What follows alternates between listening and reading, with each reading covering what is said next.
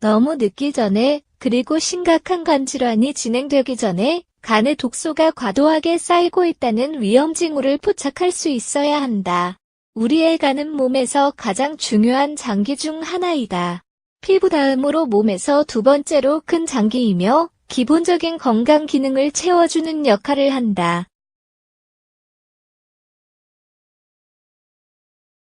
간은 매일 혈액으로부터 독소와 필요 없는 세포들을 여과하며 지질과 탄수화물 합성에도 관여한다.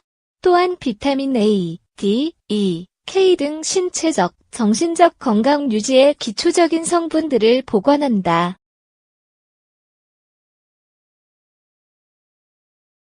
하지만 간에 너무 많은 독성 물질이 쌓이면 제대로 기능을 하지 못해 결국 우리 건강에도 영향을 끼칠 수 있다. 간은 매일 스스로를 정화할 수 있지만 피로가 누적되면 이 작업은 힘들어지고 간이 제 기능을 할 수 없게 만든다. 그렇기 때문에 간 기능에 관한 징후들을 잘 포착하여 디톡스 계획을 잘 세우는 것이 필요하다.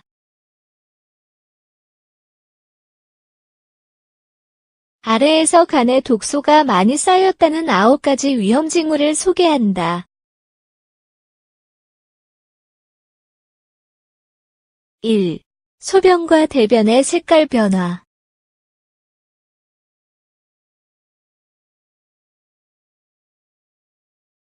소변과 대변의 색깔과 냄새가 변한다는 것은 신체에 여러 문제가 있다는 것을 암시한다. 배설기관 자체의 문제일 수도 있겠지만 또한 간에 문제가 생겼다는 주요 증상이기 때문이다. 몸에 수분이 잘 공급될 때의 소변 색깔은 옅은 노란색이다. 하지만 황달일 때는 어두운 색깔로 변한다.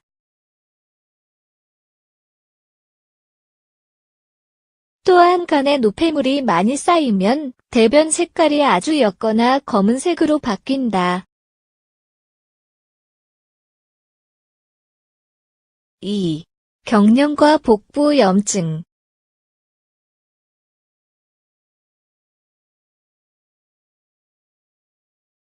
경련과 복부 염증의 원인이 오직 간인지 분간하기는 힘들지만 그래도 그냥 넘어가선 안 된다. 꾸준한 경련은 간이 노폐물 제거 기능을 제대로 하지 않는다는 뜻이다.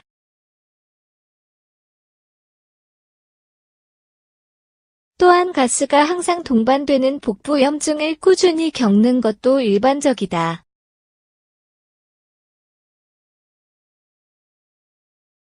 3. 피부 민감성.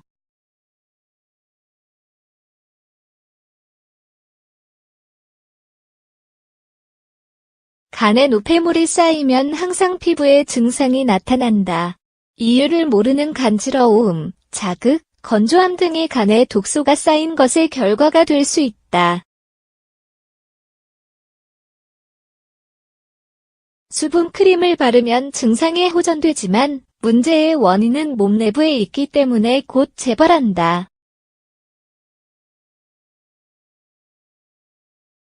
4. 위산역류.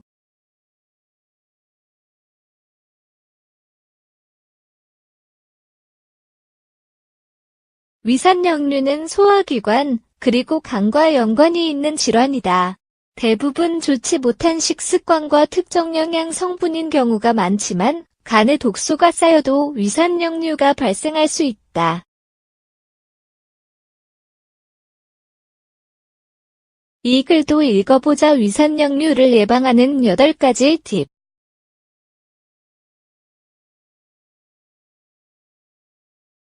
5. 설사.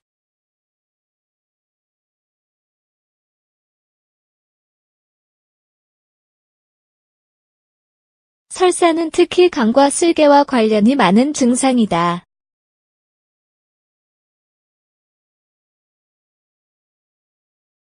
눈에 띄는 원인 없이 설사가 계속된다면 아마 간은 해독을 외치고 있는 중일지도 모른다.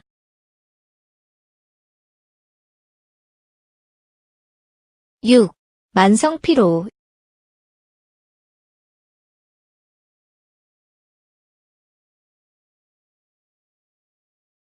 만성 피로는 단지 몸이 피곤한 것이 아니라 몸이 약해지고 무기력해지며 일상생활을 수행하기 힘들어지는 것을 뜻한다. 간이 독소를 여과하느라 과로하면 혈액을 여과하는 기능이 줄어들게 되고 우리 몸에 산소가 제대로 공급되지 않는다. 그 결과 정신적, 신체적 수행 능력이 감소하고 더 쉬고 싶다는 느낌을 받게 된다.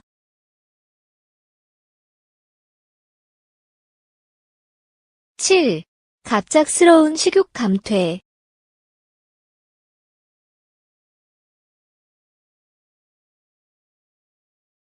식욕이 감퇴되는 여러 환경이 있겠지만 일단은 식욕 감퇴가 습관처럼 발생하면 원인을 잘 살펴보아야 한다.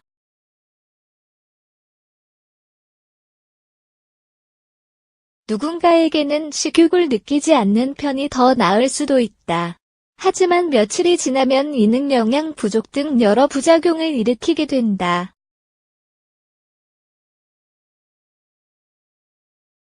8. 수분 저류 현상.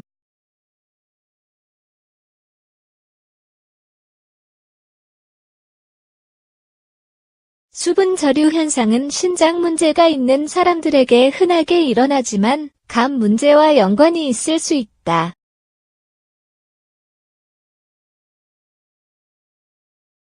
염증은 대부분 발에서부터 다리로 향해 다른 부위로 나타난다. 수분이 저류되었을 때 손가락으로 허벅지를 꾹 누르면 눌린 자국이 몇 초간 사라지지 않는다.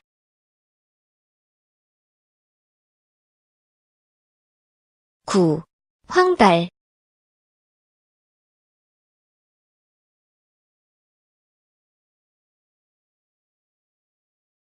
황달은 빌리루빈이라는 물질이 쌓인 결과이다. 빌리루빈은 담즙의 색소다. 담즙은 간에서 생성되며 소화 과정에서 아주 중요한 역할을 한다.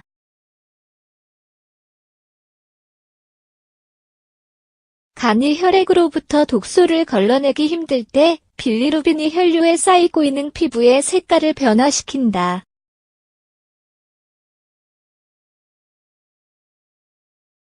대한간학회에 따르면 간은 어지간히 나빠지기 전까지는 특별한 증상이 없는 것이 특징으로 상당수의 간질환 환자는 증상이 없다고 한다.